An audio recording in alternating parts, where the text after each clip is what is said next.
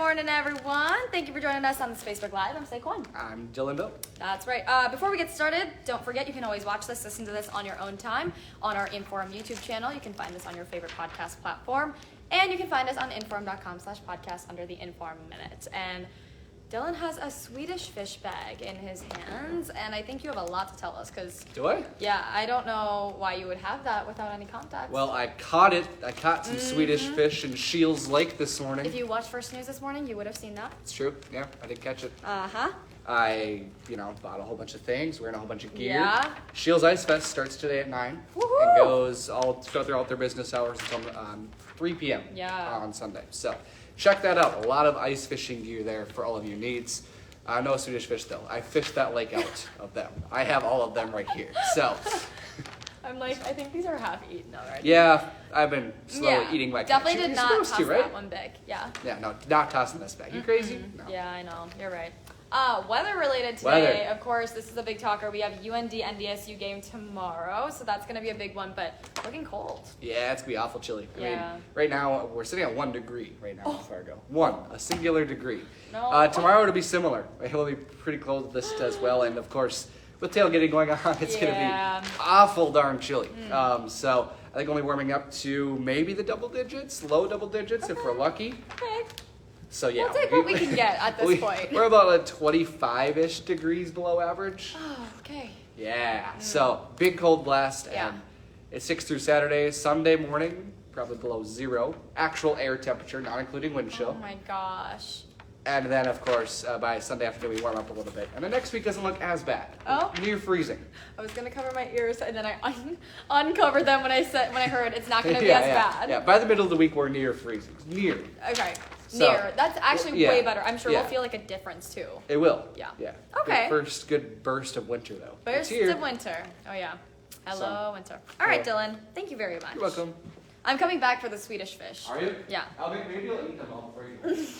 Okay, we gotta wrap this up, guys. I'm just kidding. All right, let's get you your top headlines of the morning. Today, we know a Steele County farm worker who was trapped in that grain bin for nearly 2 hours is expected to be released from the hospital today. So really good news on that front, of course. We brought you this story yesterday, really all throughout the week here on First News. But we know that the man is a 20-year-old from South Africa. He got sucked in by the corn when he tried to break it up as the bin was being empty. Well, the farmer there, who he works for, rammed the bin with the tractor to break it open, and then firefighters in the meantime were trying to cut holes to drain out the corn from the bin. And the farmer says the farm hand is in good spirits. He's still sore, still coughing up a little bit of corn. But the good news is he's expected to make a full recovery. Now, I thought this was really interesting too. We know volunteer firefighters were helping out from Hope and Page, North Dakota. And get this, the Hope Fire Department actually just trained for a grain bin emergency like this one last year. So this is probably why things were so successful in that rescue. Having a good reminder of how to handle situations like that with so much calmness is very, very important. So shout out to those firefighters for making sure this farmhand is in good hands. Really good story there. Also right now, an MSUM basketball player is facing some criminal charges after he brought a gun to a basketball game in Nebraska. Keep in mind, he is now already kicked off of the campus and banned from, kicked off of the team and is also banned from campus. Clay County prosecutors filed misdemeanor charges against 22-year-old Brandon Deravine of Atlanta. So he's accused of carrying a gun without a permit, of course, and illegal transportation of a firearm in a vehicle. So we got to see some court documents that showed he punched a glass window on a bus. This was on November 11th after a basketball game in Nebraska. Keep in mind, this is his first year with the Dragons on the team, and it's very unclear at this point why he was so angry or upset after the game, because the Dragons did win that one, 76-67. Documents are also showing that a teammate actually reported to a coach that Deravine had a fully loaded handgun in his backpack. Thankfully, no one was hurt. The gun was not fired. He actually ended up handing over that gun to the coach. And a university spokesperson says Deravine is allowed to complete his classes online. He's going to be back in court December 19th, so we'll keep tracking that for you. Also this morning, we're expecting to learn and hear more from Matt King, the deputy, after re-elected Cass County Sheriff Jesse Johners says that he is going to be firing King. So his last day is going to be on December 31st with the sheriff's office.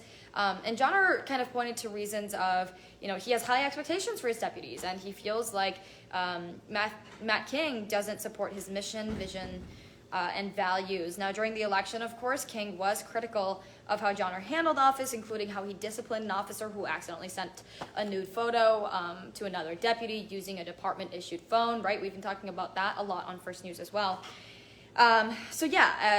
We are expecting to hear some more from him. He is working on a statement to send to us right now, so once we get that, we will be sure to update you in our newscasts.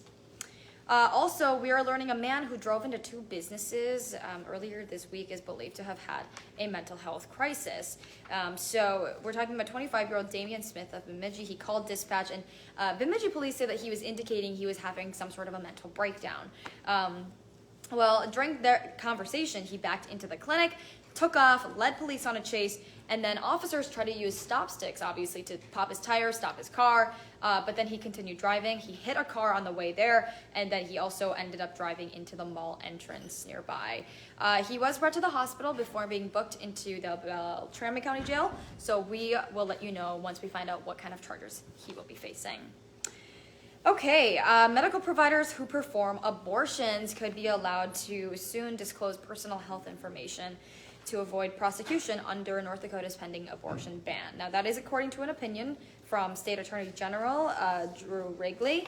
Right now, the state's abortion ban is still in the midst, of course, of a legal battle, but if it does go into effect, performing an abortion would be considered a Class C felony. There are some exceptions to the ban. For instance, if a mother's life is in danger or in cases of rape or incest, but medical providers will likely have to go to court to make sure that they can prove one of those things. So he didn't really answer many legal questions on the ban, though, as it is still kind of going through the legal process. Beltrami County is one step closer to getting a new jail. We know that the county board voted this week to replace the current one. This all comes after the Department of Corrections found the jail did not meet standards. A study was even done to find possible solutions and proposals, including reducing the jail to a temporary holding facility and closing the center entirely. The next step is approving funding and a location for the new jail, and that proposed facility would cost nearly $500 million. Okay, on a more national level of things, we wanted to let you know that Idaho police and the FBI are working together right now to find the person responsible for murdering 4 students, college students, in what they're calling a targeted attack. We're getting some autopsy results that show that the victims were stabbed to death at a house just off of campus in Moscow, Idaho, at the University of Idaho. 3 female victims were roommates. The one male victim was actually a boyfriend of one of those roommates. Authorities believe something like a knife was used in that crime. They are calling it an edged weapon, and that's another reason why investigators are thinking that this was a targeted attack. And keep in mind, there were 2 other female roommates inside that home at the time of this murder. So not necessarily are they being questioned as people of interest, but I think right now investigators are honing in on them, thinking, okay, they could be a key in finding out who the suspect is, because Moscow, where the University of Idaho is a very small town, so maybe they would be the ones to know or kind of help them find a lead, if that makes sense. So we'll continue following that investigation for you. This is a complicated one. I actually did a lot of research on this, and apparently investigators who have been with that force for 20 to 30 years now were saying this is one of the worst scenes they've ever seen. There are some images out there, but I would not encourage sharing that information because I think that can be really traumatizing for a lot of people. Okay. Also, the Minnesota Nurses Association does have plans to have another vote this month that could lead to another potential strike. Members of the association, of course, have been trying to get these new contracts, since March now, but the M&A president says very little progress has actually been made in negotiations between these hospitals and union nurses. If you remember, 15,000 nurses from hospitals across the Twin Cities, Duluth, they went on a 3-day strike back in September, so will this happen again? That is the question this morning. We'll definitely keep track of that for you and let you know. Let's talk about TicketMaster. TicketMaster and Taylor Swift. I know there's a lot of buzz going around right now. Swifties, I know you're upset, but Ticketmaster is announcing that it is canceling ticket sales for Taylor Swift's Eras Tour. The tour set an all-time record for single-day concert ticket sales on Tuesday, but now TicketMaster is calling off the public sale today due to extraordinarily high demand and insufficient remaining tickets. Now, the problem seems to be with Ticketmaster's verified fan system. The company says it has been plagued by bot attacks and fans who did not have invite codes. Right now it's kind of up in the air. It's not really clear when or if ticket sales will resume. So we will let you know for all of you Swifties out there. And yeah, kind of a bizarre situation. Okay, Hot Mic with Dom Izzo, 9 to 11, WDAY Extra, InForum.com. Big weekend for football. We have UND and NDSU facing off at the Fargo Dome tomorrow. So that's what Dylan was just saying was going to be a cold one. Keep in mind, though, we kind of talked about former NDSU standout Christian Watson as well, who just scored 5 total touchdowns in the last 2 games for the Packers. So again, really big game for the former NDSU star Christian Watson against the Tennessee Titans last night. So yeah, I'm sure Dom will be talking a little bit about that. Make sure you go join him on his show, Hot Mic with Dom Izzo. 9 to 11, WDAY Extra, InForum.com. Don't forget, for 99 cents a month for your first 3 months, you can get an all-access pass to InForum.com by going on InForum.com/subscribe. All right, everybody, happy Friday. And we will see you guys back here on Monday morning from 5 to 7. Bye.